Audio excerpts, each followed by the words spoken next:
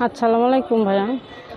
সম্মানিত সুপ্রিয় শ্রোতা মণ্ডলী, আসসালামু আলাইকুম। দেশে ও দেশের বাইরে থেকে যারা আমাদের ইউটিউব চ্যানেলটি দেখতেছেন তাদের সবাইকে আন্তরিক প্রীতি ও শুভেচ্ছা জানিয়ে শুরু করতেছি আজকের ভিডিও।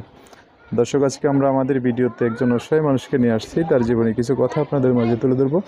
দর্শক, ভিডিওটা না টেনে সম্পূর্ণ দেখলে আপুর ফোন নাম্বারটি ভিডিওতে পাবো। আসসালামু আলাইকুম। ওয়ালাইকুম আসসালাম ভাইয়া। ভালো আছেন? জি আলহামদুলিল্লাহ ভালো আছি। নাম কি আপনার? জান্নাতি ভাই। জান্নাতি। পরিবারে কে কে আছে আপনার? পরিবারে বলতে এক মা আছে আর ভাই আছে। মা আর ভাই আছে? জি। বাবা নেই? বাবা নেই, বাবা মারা গেছে। মারা গেছে? জি। আচ্ছা, এখন মাকে নিয়ে কোন জায়গায় থাকেন? মা ভাইকে নিয়ে? মাকে নিয়ে ভাড়া থাকি নবীনগরে, আর দেশের বাড়িতে সিলেটে। দেশের বাড়ি সিলেট না? এখন নবীনগর ভাড়া থাকেন? জি। দেশের বাড়িতে ঘর বাড়ি আছে? ঘর বাড়ি নাই, জমি আছে। জমিন আছে? আচ্ছা, তো বিয়ে শাদী করেন নাই? বিয়ে শাদী করি নাই, তো ভালো মনের মানুষ পাই নাই, বিয়ে শাদী করি নাই। এই জন্য করেন নাই না? হ্যাঁ। আচ্ছা। এখন প্রতিবেদন আইছে, যদি একটা ভালো মনের মানুষ পাই যে আমাকে ভালোবেসে হেল্প সহযোগিতা করে আমার একটু পাশে দাঁড়াবে। আমি মা ভাইরে নিয়ে অনেক কষ্টে দুঃখেতে জীবনযাপন করতেছি, দেশ ছেড়ে বিদেশে আইছি, কাজ কাম করে যে টাকা দিয়ে পাই সে টাকা দিয়ে আমার সংসার চলে না। বাসা বাড়িতে কাজ করি ভাইয়া, অল্প টাকা বেতন পাই, এই কারণে গেছি। যদি ভালো একটা মনের মানুষ পাই, দর্শক ভাইরা যদি ভালো হয়ে ভালোবেসে হেল্প সহযোগিতা করে পাশে থাকে, এরকম একটা মনের মানুষ পেলে জীবনসঙ্গী বানাবো। আচ্ছা, তেমনি কার সাথে প্রেম ভালোবাসার রিলেশন কিছু হয় নাই কারোর সাথে? না, প্রেম ভালোবাসা করি না। আচ্ছা, এখন হচ্ছে একটা ভালো মানুষ পাশে দাঁড়াইলে তাকে বিয়ে শাদী করে সংসার করবে, এটাই তো? হ্যাঁ এটাই।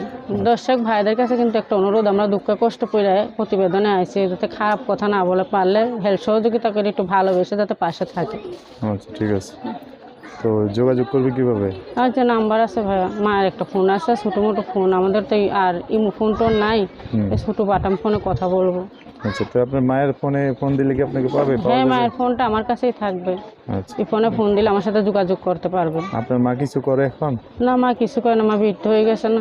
বৃদ্ধ মানুষ, বাসায় থাকে না? বাসায় থাকে, ভাইয়ের দেখাশোনা করে। ভাইটা পাগল, প্রতিবন্ধী, মানসিক প্রতিবন্ধী। মানসিক প্রতিবন্ধী। আর কামাই রুজি করার মতো তো আপনি ছাড়া কেউ নাই? না ভাই, কেউ নাই, আমি ছাড়া। এই কারণেই তো তাদের ফেলে রেখে আমি চলে যেতে পারি না।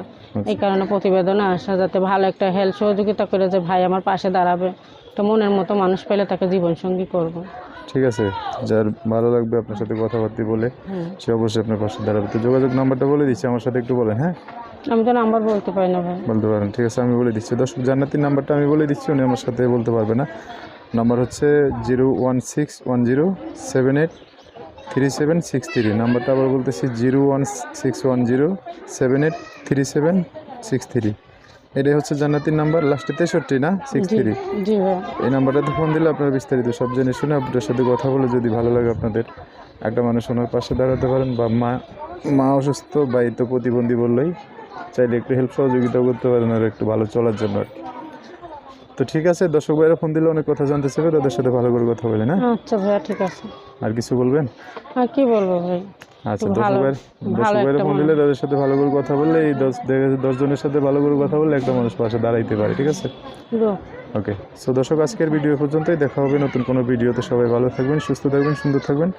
জান্নাতির কথাবার্তা শুনে যদি আপনাদের একটু ভালো লাগে, অবশ্যই একটা লাইক দিয়ে আর মানুষকে দেখার সুযোগ করে দিবেন। আল্লাহ হাফিজ, আসসালামু আলাইকুম।